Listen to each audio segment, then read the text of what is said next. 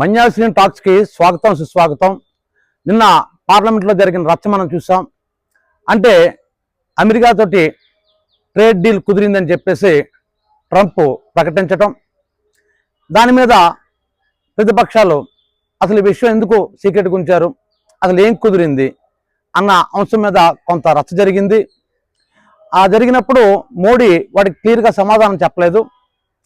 Trump చెప్పిన దాని ప్రకారం $500 మిలియన్ బిజినెస్ ఆఫర్ ఇచ్చినట్టు. దాని అంటే ఇంకా చెప్పంటే మన అమెరికా నుంచి మనం కొనుగోలు చేస్తాం. ఏటి కొనుగోలు చేస్తాం? క్రూడ్ ఆయిల్ కొనుగోలు చేస్తాం, అదేవిధంగా వ్యవసాయోత్పత్తులు చేస్తాం, అదే మన పౌల్ట్రీకి సంబంధించిన కూడా మనం దిగుమతి చేసుకుంటామని ఒప్పందం జరిగిందని చెప్పేసి ట్రంప్ చెప్పడం జరిగింది. అయితే ఇక్కడ దీనివల్ల మనకి భారతదేశానికి వచ్చే నష్టం ఏంటి అది మనం ముందు చూద్దాం. మన పార్లమెంట్లో ఎటు గొడవ అయింది ఇవన్నీ పక్కన పెడితే భారతదేశం ఏ విధంగా నష్టపోబోతుంది.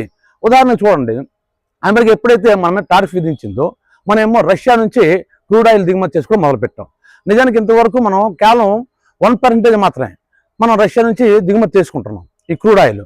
నిజానికి 85 to 90% మనం ఈ క్రూడ్ ఆయిల్ గురించి మనం విదేశాల మీద ఆధారపడాల్సి వస్తుంది. అంటే అమెరికా కావచ్చు, రష్యా కావచ్చు, ఇంతకుముందు ఇరాన్, వీటి మీద మనం ఆధారపడాల్సి వస్తుంది. ఇందులో చూసుకున్నట్లయితే ఈరోజు రష్యా నుంచి మనం 36% క్రూడ్ ఆయిల్ మనం దిగుమతి చేసుకుంటున్నాం, ఎందుకంటే అమెరికా టారిఫ్ విధించింది కాబట్టి. సో ఇలాంటి సందర్భంలో మనకి ఎంత లాభం వచ్చిందంటే, ఏదైనా రష్యా ఏం చేసిందంటే మనకి చాలా డిస్కౌంట్తో చాలా తక్కువ ధరకి మనకి క్రూడ్ ఆయిల్ సప్లై చేసింది. దానివల్ల రిలయన్స్ లాంటి కంపెనీలు అక్కడ నుంచి దిగుమతి చేసుకొని కొన్ని దేశాలకు ఎగుమతులు కూడా చేశారు తిరిగి. సో అంటే రష్యా నుంచి మనం కానీ తెచ్చుకున్నట్లయితే మనకి చాలా డబ్బు మిగులుతుంది. అదే మన అమెరికా నుంచి తీసుకొచ్చామనుకోండి, తీసుకొస్తే మనం ఇప్పుడే చూసుకున్నట్లయితే $1 అంటే మనకు 96 రూపీస్ నుంచి 98 రూపీస్ మధ్య ఇప్పుడు ఉంది. మనం కానీ ఆ క్రూడ్ ఆయిల్ మనం కానీ దిగుమతి చేసుకుంటే మళ్ళీ మన రూపాయల్లో మనం చెల్లించాలి. చెల్లిస్తే మన భారతదేశం చాలా ఎకనామికల్గా చాలా దెబ్బతింటుంది. ఈ విషయం చాలా ఇంపార్టెంట్ ఇక్కడ. ఎందుకంటే మనం అమెరికాకి ఎందుకు తలొగ్గుతున్నా అర్థం కావట్లేదు. ఉదాహరణ చూడండి, అప్పట్లోనే ఆ తారాపూర్ అణు రియాక్టర్ ఇచ్చేసేటప్పుడు కూడా అమెరికా మనకు అప్పుడు అబ్జెక్షన్ చేసింది. అసలు అప్పుడు ప్రధానమంత్రి అసలు పట్టించుకోలేదు, ఖాతాలు లేకుండా చేసుకుంటూ వెళ్ళిపోయాడు. తర్వాత మనం చూసుకున్న పోఖ్రాన్లో మన అణ్వస్త్రాలు ప్రయోగం చేసినప్పుడు కూడా అమెరికా మన మీద నిషేధాలు విధించింది. దానికి కూడా అప్పుడు ప్రధానమంత్రి ఇందిరాగాంధీ గారు ఖాతా చేయలేదు. అంతేకాదు అక్కడ అమెరికా ప్రెసిడెంట్ పక్కన కూర్చొనే మా ఇష్టం మేము చేసుకుంటాం అని చెప్పేసి మరి వచ్చేసింది ఆవిడ. సో అంత ధైర్యంగా ఉండేది మన దేశం. అంతేకాకుండా చూసుకున్నట్లయితే మనం పెట్రోల్ దిగుమతి చేసుకునేటప్పుడు మన ఇరాన్ తీసుకో మనం కొంత దిగుమతి చేసుకుంటే అమెరికా వద్దని కానీ మానేసాం మనం. మరి వాజ్పేయి గారు ఏం చేశారు, అతను కూడాను పోఖ్రాన్ మళ్ళీ ఈ అణ్వస్త్రాలు ఇచ్చేసి పరీక్ష చేసేటప్పుడు మళ్ళీ అమెరికా అబ్జెక్షన్ చేసినప్పుడు కూడా అక్కడ వాజ్పేయి గారు భయపడలేదు, ఎక్కడను భయపడకుండా దర్జా చేశారు. అంటే గత ప్రధానమంత్రులు మనం చూసుకున్నట్లయితే అమెరికా అనేక విషయాల్లో మన మీద అనేక ఆంక్షలు విధించినప్పటికీ కూడా అంతవరకు ఎందుకండి మనం అమెరికాకి అడిగే మనం ఈ స్టీల్ తయారు చేయడం తాలూకా టెక్నికల్ ఇవి మాకు సపోర్ట్ చేయండి అని చేస్తే అమెరికా ఒకటే మాట్లాడండి, మీకు అంత శక్తి సామర్థ్యాలు ఉండవు, మీరేం చేయలేరు అనేసింది. మీరు ఆ స్టీల్ ప్లాంట్ గట్రా మీరు నిర్వహించలేరు, అసలు పెట్టలేరు, ఎస్టాబ్లిష్ చేయలేరు అని అంటే అప్పుడు ఏం చేశారంటే మనం రష్యా నుంచి ఆ టెక్నాలజీ మనం తెచ్చుకొని ఇది మన స్టీల్ ప్లాంట్లు ఎన్ని మనం పెట్టుకున్నాం చూడండి. ఈరోజు భారతదేశం అభివృద్ధి చెందిందంటే ఆ స్టీల్ ప్లాంట్ల వల్లే కదా. అంటే కనీసం మనం స్టీల్ కూడా తయారు చేసుకోలేం అని మన మీద ఒక చిన్న చూపు అమెరికా ఎప్పుడు చూస్తూనే ఉండేది, ఇప్పటికీ చూస్తుంది. లేకపోతే ట్రంప్ ఎవరండి, ఆయన ట్విట్టర్ అకౌంట్లో చెప్పడం ఏంటి అసలు? ఇది ఒక పార్లమెంట్ జరుగుతుంది, అతను ఏం చెప్పాడో దానికి ప్రధానమంత్రి అండు మన మోడీ గారు. అతను ఎందుకు అంత భయపడాలి, భారతదేశం ఎందుకు భయపడాలి? ఇది వెనుజులా అనుకుంటుండ్రా దాడి చేసి తీసుకుని వెళ్ళిపోవడానికి? ఇది భారతదేశం శక్తివంతమైన దేశం. ఇటువంటి దేశంలో మనం ఉండే ఎంత అంటే చాలా ప్రభావం చూపించింది. అలీనా దేశాలు ఇవన్నీ కూడా మన నెహ్రూ గారు ప్రారంభించారు. అంటే ఒక విధంగా చెప్పాలంటే ప్రపంచానికే నెహ్రూ గారు ఒక దిశ నిర్దేశం చేశాడు. ఆయన ఎవరి మీద పడితే దాని మీద దండెత్తడానికి, అందులో మనలాంటి పెద్ద ప్రజాస్వామ్య దేశం మీద దండెత్తడానికి అమెరికా గట్స్ చాలు. ఎందుకంటే ఇంకా చెప్పండి అది ఇరాన్ ఊసు కూడా ఎత్తలేదు ఇంకా చెప్పాలంటే. ఎందుకంటే ఎక్కడైతే అణ్వస్త్రాలు ఉంటాయో ఆ దేశం నుండి ఇంకో దేశం భయపడుతుంది, మనం భారతదేశం భయపడాల్సిన అవసరం లేదు. మరి మోడీ గారు ఎందుకు వాళ్ళ తాలూకా ఒప్పందానికి అంగీకరిస్తుంటే అర్థం కావట్లేదు. మరి అలాంటప్పుడు పార్లమెంట్లో ఆ చర్చ జరిగి ఇది దేశాన్ని మంచిదా కాదనుకుంటే ఆ చర్చ జరిగిన తర్వాత ఆ ఒప్పందాలు చేసుకుంటే బాగుండేది కదా. ఒప్పందం చేసుకున్నాం, అయిపోయింది. మోడీ మాటిచ్చాడు, $500 మిలియన్ బిజినెస్ చేస్తున్నాం. $500 మిలియన్ కానీ బిజినెస్ చేస్తే ఏమవుతుందో తెలుసా, మొత్తం భారతదేశ ఆర్థిక వ్యవస్థ గొప్ప కూలిపోద్ది. కాదు మీరు ఏ ఎకనమిస్ట్ని అడగండి, ఇది నేను చెప్తుంది కాదు. ఏమాత్రం మనకు బుర్ర ఉంటే చాలు. చిన్న ఎగ్జాంపుల్ చెప్తాను చూడండి. అక్కడ నుంచి వ్యవసాయ ఉత్పత్తులు కూడా మనం దిగుమతి చేసుకోవాలంటున్నాడు. అది కండిషన్ అట. ఏంటి 55% పైగా ఇక్కడ వ్యవసాయం మీద ఆధారపడుతున్నాం. ఇప్పుడు ఇక్కడ రైతులు ఏమవుతారు, వీళ్ళు పండించే పంటలు గిట్టుబడి ధర వీళ్ళకి ఏమొస్తుంది. అలాగే కాటన్ మీద కూడా ఒప్పందం చేసుకున్నారు. మరి పత్తి రైతుల పరిస్థితి ఏంటి? మరి అదేవిధంగా డైరీకి సంబంధించినవి, పాల ఉత్పత్తులు కావచ్చు, లేదంటే పౌల్ట్రీ కావచ్చు. అంటే అక్కడ నుంచి మనకు చికెన్ వస్తుంది, అక్కడ నుంచి మనకు మటన్ వస్తుంది, అక్కడ నుంచి మనకు పాలు వస్తాయి. మరి ఇక్కడ నిరుద్యోగం పెరగదా? ఇక్కడ వ్యాపారాలు ఏమైపోతున్నాయి? ఇదేనేటి మేక్ ఇన్ ఇండియా అంటే? మేక్ ఇన్ ఇండియా అంటే ఇదా? కనీసం మన పంటలు మనం పండించుకోలేమా? మన రైతులు మనం ఆధారం చూపించలేమా? ఎక్కడి నుంచో మనకి ప్రొడక్ట్ రావాల్సిన అవసరం ఏంటి వచ్చింది? మనకి ఇంత విశాలమైన భూమి ఉంది, పంటలు పండే భూమి ఉంది. ఇంత విశాలమైన దేశంలో మన పంటలు మనం పండించుకుంటే మన రైతులు మనకు ఆశ్రయించినట్టు అవుతుంది తప్ప, మన అమెరికా నుంచి ఎక్కడి నుంచో వాళ్ళ ఒత్తిళ్లు మనం లొంగవలసిన అవసరం ఏంటి వచ్చింది? గత ప్రధానమంత్రులు ఎవరు కూడా లొంగలేదు కాబట్టి భారతదేశం తిరిగిన ఆర్థిక శక్తిగా నిలబడ్డది. భారతదేశం ప్రపంచంలో ఒక టాప్ మోస్ట్ దేశాల్లో ఇది ఒకటిగా నిలబడ్డది. కానీ ఇప్పుడు ఏం జరుగుతుంది? ఏ విషయం కూడా మోడీ ఎందుకు ఇంత సీక్రెట్ గుంచుతుంటారు? చిన్న ఎగ్జాంపుల్ చెప్తాను చూడండి. నిన్న పార్లమెంట్లో రాహుల్ గాంధీ ఒక పత్రికను చూపించి, ఒక 2019 నుంచి 2022 వరకు ఆర్మీ చీఫ్గా పనిచేసిన ఒక ఆర్మీ చీఫ్, ఆయన రిటైర్ అయిపోయిన తర్వాత కూల్ పీరియడ్ అని ఉంటుంది అనమాట. ఒక సంవత్సరం పాటు వాళ్ళు ఏం రాయకూడదు, తర్వాత వాళ్ళ జ్ఞాపకాలు రాసుకోవచ్చు. అతను రాసి గల్వామా అక్కడ భారతదేశ చైనా సరిహద్దుల్లో జరిగిన గొడవ గురించి అతను రాశాడనమాట.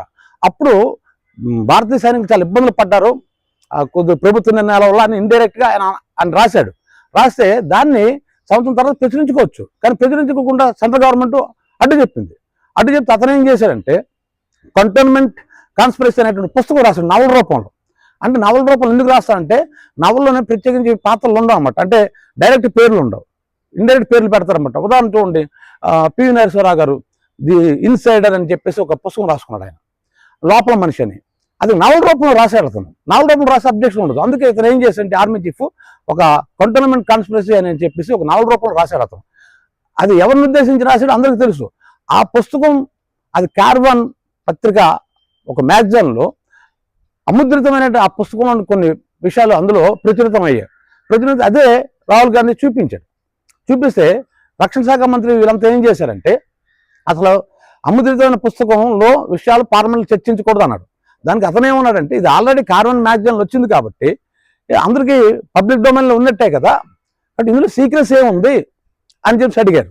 అంటే ఎందుకు ఈ దాపరికాలు ఎందుకు? అసలు అందులో దేశ ఆర్థిక వ్యవస్థ విషయంలో, రక్షణ వ్యవస్థలో ఇప్పుడు అంతవరకు ఎందుకండి? మన 36% మన యుద్ధ విమానాలు కావచ్చు, యుద్ధ సామాగ్రి కావచ్చు, ఇవన్నీ కూడా మనం రష్యా నుంచి తెచ్చుకుంటున్నాం. అదే మన అమెరికా నుంచి తెచ్చుకుంటే చాలా కాస్ట్. మీరు చూసుకున్నట్లు ఆపరేషన్ సింధూర్ ఆ సంఘటనలో కూడా మనం రక్షించింది మన మిసైల్ రష్యా నుంచి తెచ్చిన మిసైల్సే. సో వీళ్ళెవరు మన దేశ సార్వభౌమత్వ అన్న అధికారాన్ని అసలు ట్రంప్ ఎవరు ప్రశ్నించడానికి, అమెరికా ఎవరు ప్రశ్నించడానికి, మనం ఎక్కడ కొనాలో, ఏం చేయాలో వీళ్ళెవరు నిర్ణయించడానికి? అసలు ఇంకో విషయం మనం మర్చిపోతుందంటే, ఇప్పుడు ప్రపంచంలో ఒకటే ఒకటి జ్ఞాపకం ఉంచుకోండి, ఎకనామిక్స్లో 900 కోట్ల మంది ప్రజలు ఉన్నారు ప్రపంచంలో అనుకున్నట్లయితే. ఈ 900 కోట్ల మంది ప్రజలకి ఒక చోట గోధుమ పండొచ్చు, ఒక దేశంలో ఒక చోట వరి పండొచ్చు, ఒక చోట ఇంకోటి పండొచ్చు.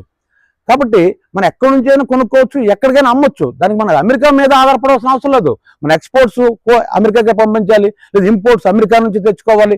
అంటే అమెరికా కాకపోతే రష్యా ఉంటాయి, రష్యా కాకపోతే యూరోప్ దేశాలు ఉంటాయి, యూరోప్ దేశాలు కాకపోతే ఇంకోటి ఉంటాయి. అసలు ఈ అమెరికా విధించిన ఆంక్షల్ని కెనడా లాంటి దేశాలు కావచ్చు, బ్రెజిల్ కావచ్చు, లేదా సౌత్ కొరియా కావచ్చు, ఇవేమో అసలు ఖాతరు చేయటం లేదు. అసలు అమెరికా ట్రంప్ని అసలు ఖాతరు చేయటం లేదు. వాళ్ళని ధైర్యంగా నిలబడుతున్నారు. మన గత ప్రధానమంత్రులు ధైర్యంగా నిలబడ్డారు. ఆ నిలబడబట్టే భారతదేశం ఎంత ఆర్థిక వ్యవస్థలతో కావచ్చు, లేదా సైనిక శక్తి కావచ్చు, దేంట్లోనే సరే భారతదేశం ఎంత పాపులర్ అయింది అంటే దానికి కారణం ఏంటి? మనం ఒకరి ముందు తలవంచవలసిన అవసరం లేదు. ఇది వ్యాపారం అయిన తర్వాత మనకు నచ్చిన దగ్గర కొనుక్కుంటాం, మన నచ్చిన దగ్గర అమ్ముకుంటాం. మనకు కావాలంటే దిగుమతులు చేసుకుంటాం, మన నచ్చిన దేశం నుంచి మన నచ్చిన దేశాన్ని మనం ఎగుమతులు చేసుకుంటాం. దానికి అమెరికా ఎవరు? ఇది ప్రజాస్వామ్య దేశం కాదా? అమెరికా కానీ మన సామంతరాజులమా? దాన్ని మనం భయపడవలసిన అవసరం ఏంటి వచ్చింది? అసలు ఎందుకు ఇలా చేస్తాను కూడా అర్థం కావట్లేదు. ఈ విషయం ఎందుకు సీక్రెట్గా ఉంచుతుంటారో అర్థం కావట్లేదు.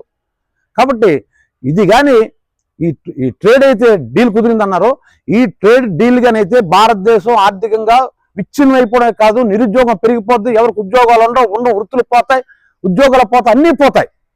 అంత ఘోరమైన స్థితి రాబోతుంది. కాబట్టి ఇప్పటికైనా ఈ విషయం మీద పార్లమెంట్లో చర్చించడం కాకుండా గ్రేట్ ఎకనామిస్టులతో కూడా చర్చించి రాబోతున్న ఉపద్రవాలేటి ఈ డీల్ వల్ల అని పూర్తిగా ఇచ్చేసుకుంది. ఇంకా అది ఎన్ని కండిషన్లు పెట్టారో ట్రంప్ ఇంకెన్ని కండిషన్లు పెట్టారో ఇంకా బయటికి రాలేదు. అందులో ఏ కండిషన్స్ ఉన్నాయో ఆ ఒప్పందంలో అవి ఉంటే మరీ డేంజర్.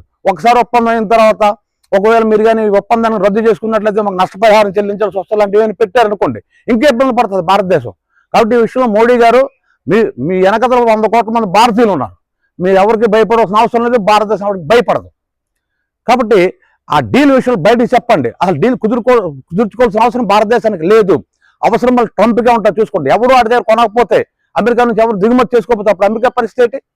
అమెరికాకి ఎవరు ఎగుమతి ప్రపంచం అంటే రెస్ట్ ఆఫ్ ద అమెరికా అంతవరకు ఎందుకండి? ట్రంప్ మీద అమెరికాలోనూ బోల్డ్ బ్యాడ్ ఉంది. అక్కడ ప్రజలు ఇప్పుడు తిరుగుబాటు వైపుగా వెళ్తున్నారు. అతని తాలూకా నిర్ణయాలు నచ్చటం లేదు అమెరికన్స్ కూడా. కాబట్టి ఇంకా చెప్పాలంటే అది అమెరికా కాదు, only Trump. Rest of Trump కానీ తీసుకున్నట్లయితే ఇంక్లూడెడ్ అమెరికాతో పాటు మిగతా దేశాలన్నీ కూడా ఒక గ్రూప్గా ఏర్పడవచ్చు. ఆ గ్రూప్కి మోడీ లాంటి నాయకత్వం కూడా వహించవచ్చు మీరు కానీ ధైర్యమైన స్టెప్ కానీ తీసుకుంటే. ఆ విధంగా భారతదేశాన్ని నిజంగా ప్రపంచం విశ్వగురు అవుతారు, భారతదేశానికి మంచి పేరు వస్తుంది. అవకాశం జారవిడ్చుకోకండి.